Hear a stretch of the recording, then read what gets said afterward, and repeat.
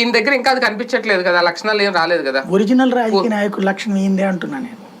ఈ రాజకీయ నాయకుల లక్షణాలు కదా, అది ఉద్యమ సంస్థల లక్షణాలు. భారతీయ జనతా పార్టీ రివోల్ట్ అవుతుందంటే ఉద్యమ సంస్థ, కమ్యూనిస్టుల ఆవేశం ఉందంటే ఉద్యమ సంస్థ, అది తెలుగుదేశం పార్టీ అగ్రెసివ్గా ఉంటుందంటే ఉద్యమ సంస్థ, కాంగ్రెస్కి వ్యతిరేకంగా పుట్టుకొచ్చినటువంటి సంస్థ అది. కానీ ఎప్పుడైతే చంద్రబాబు వచ్చాక రాజకీయ నాయకుడు ఆయన. బీఆర్ఎస్ లొంగిపోవట్లేదే ఇప్పటికి కూడా. ఉద్యమ సంస్థలు ఇవన్నీ ఉద్యమ పార్టీలే. భారతీయ జనతా పార్టీ హిందుత్వ ఉద్యమ పార్టీ, వీళ్ళందరూ కూడా ఉద్యమ పార్టీలు. కాంగ్రెస్ కూడా స్వతంత్ర ఉద్యమ పార్టీ. ఇట్లాగా తెలుగుదేశం పార్టీ కూడా ఉద్యమ పార్టీ, కాంగ్రెస్ వ్యతిరేక ఉద్యమ పార్టీ. కానీ రియల్ పొలిటీషియన్ చంద్రబాబు. ఆ తర్వాత ఆ స్థాయిలో మళ్ళీ పవన్ కళ్యాణ్ ఎమర్జ్ అవుతున్నాడు. ఏంటి పొలిటీషియన్ అనేవాడు అందితే జుట్టు, అందకపోతే కాళ్ళు పట్టుకోవాలి. అందితే జుట్టు, అందకపోతే కాళ్ళు, అంతే కదా. ప్రస్తుతం అంతే వాళ్ళిద్దరు చేస్తుంది.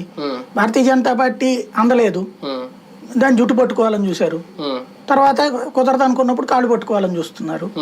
అదే సందర్భంలో పవన్ కళ్యాణ్ విషయంలోనే అంతే. చంద్రబాబు ఆ రోజున అందిందని జుట్టు పట్టుకుందామని చూసుకున్నాడు, ఆయన నిధులు ఇచ్చుకుని వచ్చాడు కాబట్టి కాళ్ళు పట్టుకున్నాడు.